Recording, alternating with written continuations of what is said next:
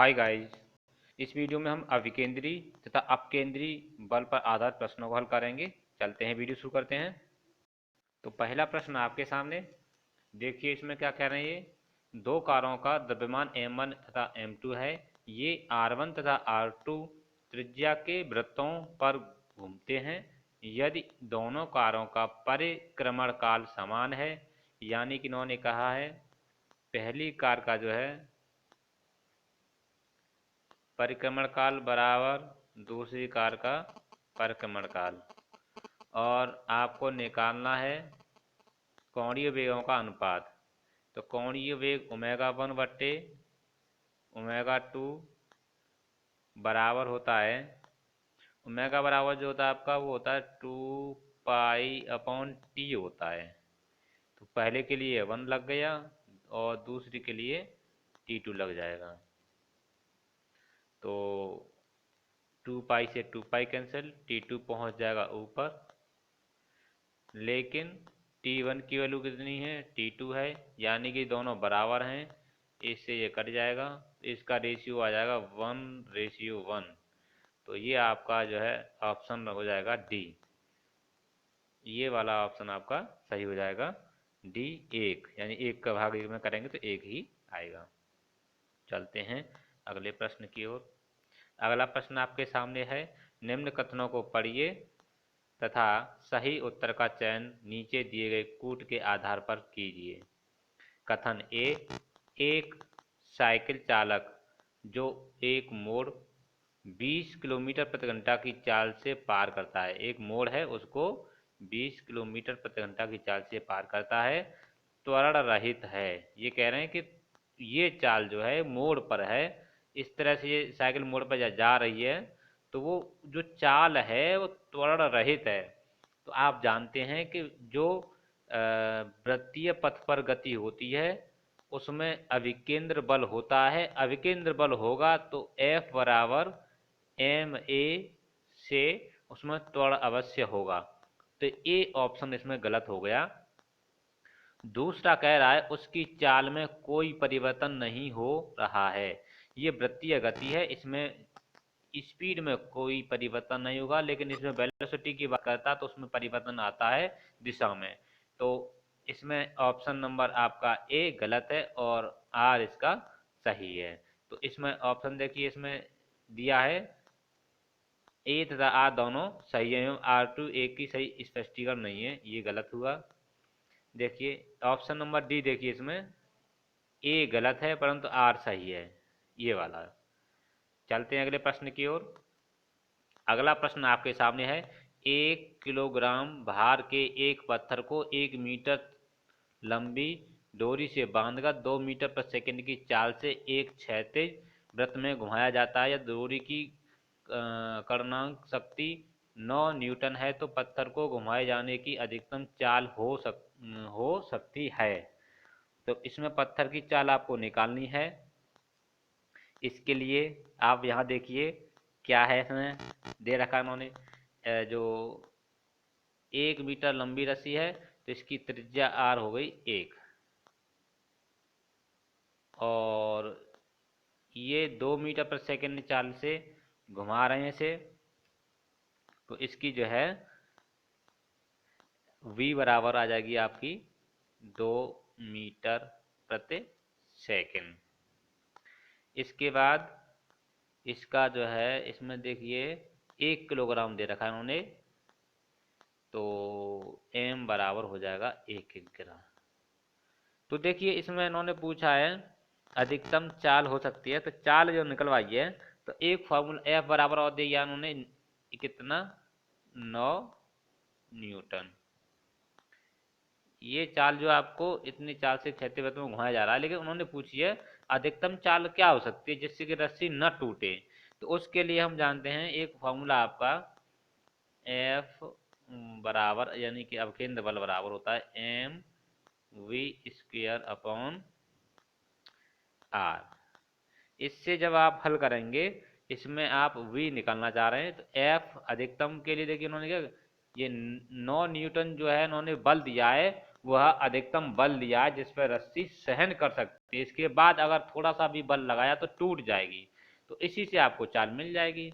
तो एफ का मान 9 न्यूटन लगा करके आप, और एम की वैल्यू कितनी है 1, और गुणा V square upon R, R की वैल्यू कितनी है यहाँ पे 1, एक से तो एक हट जाएगा, इससे कोई मतलब नहीं है। वी स्क्वेयर बराबर 9 है, तो वी वर्गमूल लेंगे तो आप कितना निकलाएगा इसका 3।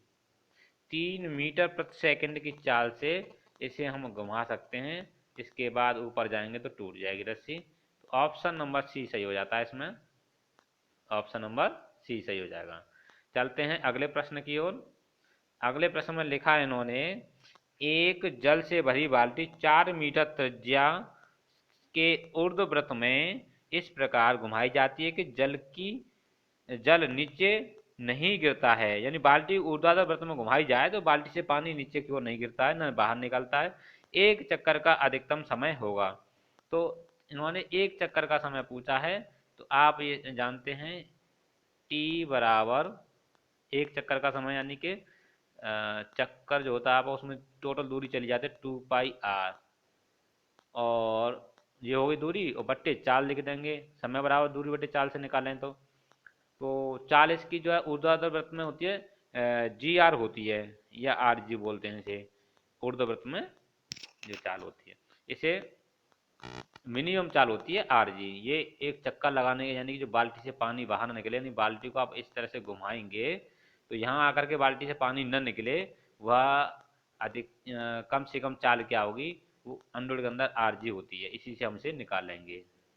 तो इसका जो है मान लगाएंगे इसमें 2 गुणा पाई की वैल्यू होती है 3.14 गुणा आर, आर की वैल्यू आपकी 4 मीटर दे रखी है इन्होंने त्रिज्या, बट्टे अंडर के अंदर आर की वैल्यू फिर लगाएंगे इसमें 4, गुणा जी की वैल्यू होती है आपकी 9.8।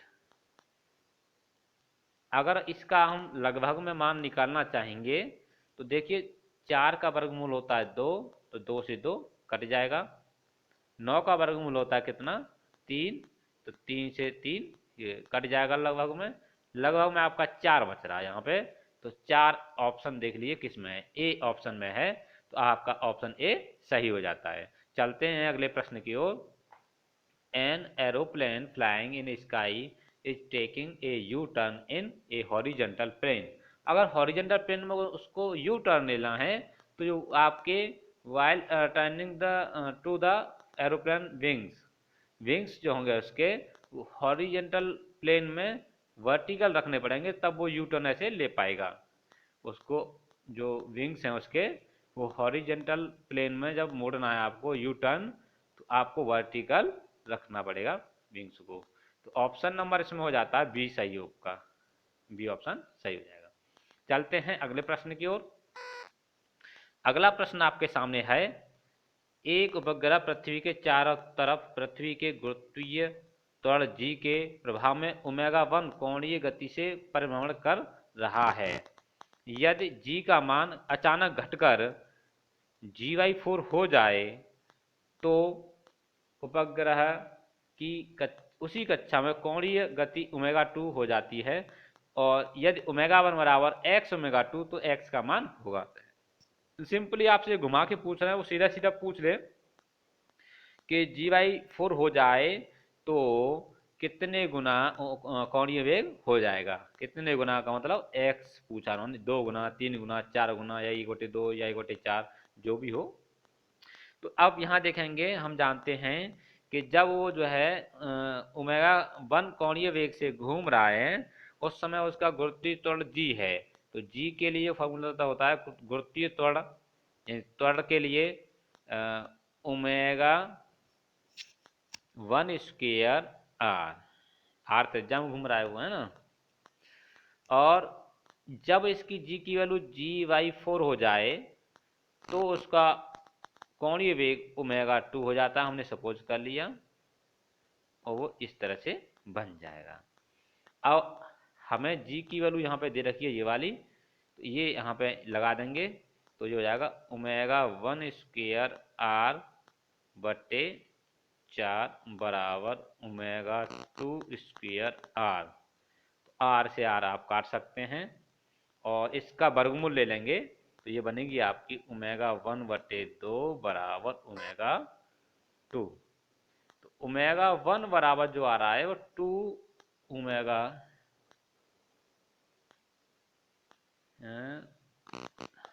एक मिनट रुकेंगे यहाँ, ये आपका ओमेगा 2 है, यहाँ थोड़ा वापस करके लिखने, यानी कि ओमेगा 1 बराबर 2 ओमेगा 2, और आपको दिया था समीकरणों ने ओमेगा 1 बराबर x ओमेगा 2।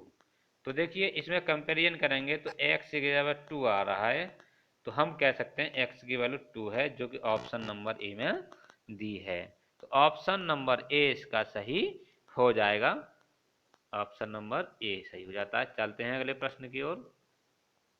अगले प्रश्न में देखिए इन्होंने कहा है एक कार 10 मीटर त्रिज्या के वृत्तीय क्षैतिज पथ पर 10 मीटर प्रति सेकंड की नियत चाल से चल रही है। कार की छत से 1 मीटर लंबाई की एक हल्की दृढ़ छड़ के द्वारा साउल सूत्र लटकाया गया है। पथ से छड़ द्वारा बना कोण होगा। तो कोण के लिए हम जानते हैं tan थीटा बराबर u square upon R G, ये आपका फॉर्मूला होता है। तो इसमें u की वैल्यू कितनी दे रखी है उन्होंने, देखिए यहाँ पे, नहीं ये तो 10 मीटर त्रिज्या का, यानी कि आर हो गई आपकी, 10 मीटर पर सेकंड की चाल से चल रहा है, तो ये आपकी u हो गई, ये आपका u हो जाएगा। और उन्होंने 1 मीटर लंबाई की एक हल्की दर हल्के हमें चाहिए g, तो g की वैल्यू तो हम जानते ही हैं, उसे लगभग में 10 ले लें या 9.8 ले लें, बात एक ही है। तो इसमें u की वैल्यू लगाएंगे, कितनी है, 10 है, तो 10 का स्क्वायर, 10 गुणा 10, r की वैल्यू कितनी है आपकी 10 गुणा g की वैल्यू 10 मान लेते हैं,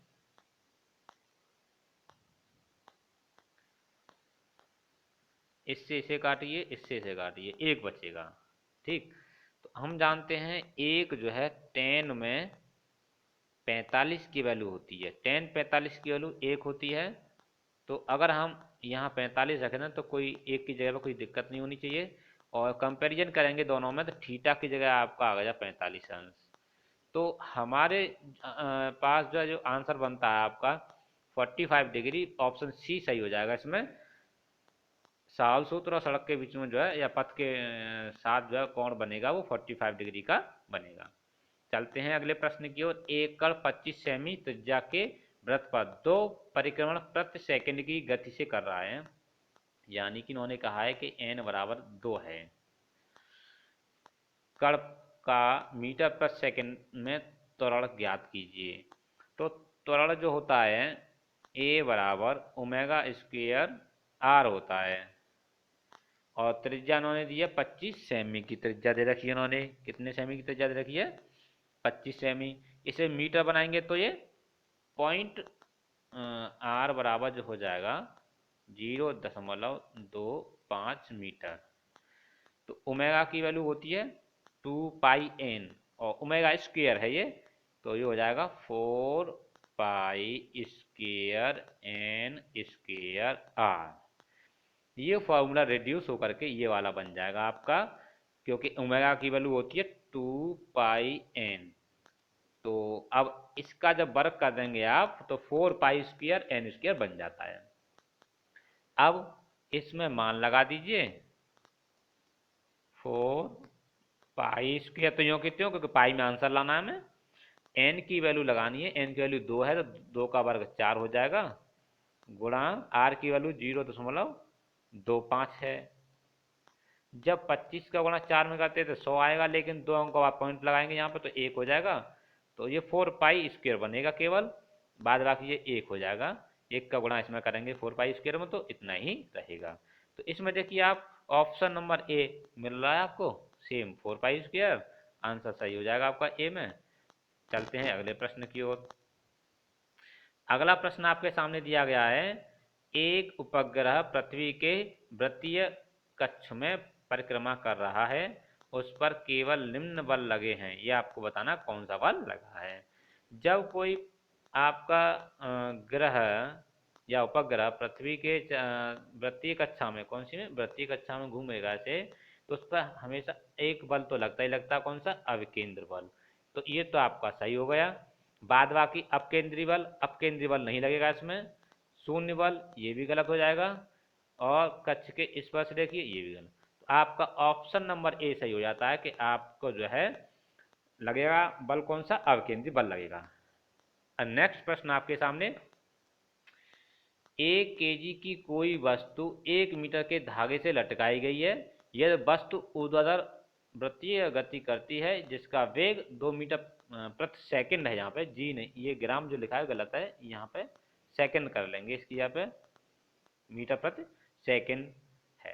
धागे में उत्पन्न तनाव होगा, तो तनाव बल जो होता है उसके अविकेंद्र बल के बराबर होता है।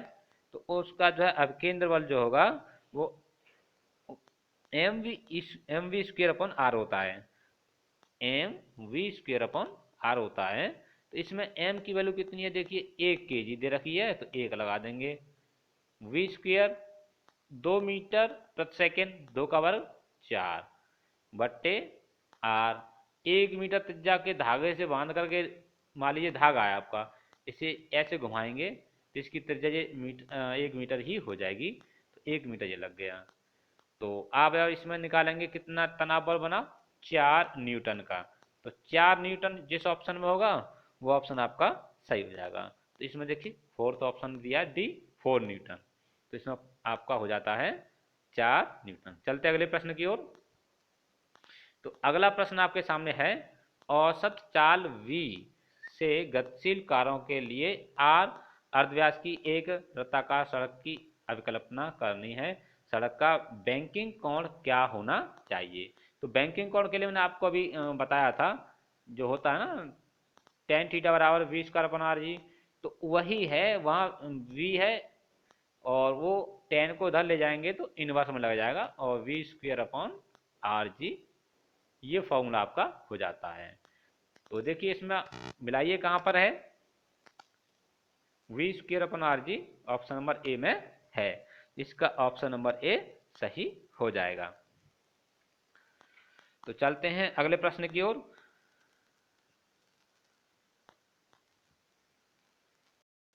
तो आज की वीडियो में बस इतना ही, मिलते हैं अगली वीडियो में। Thanks for watching this video.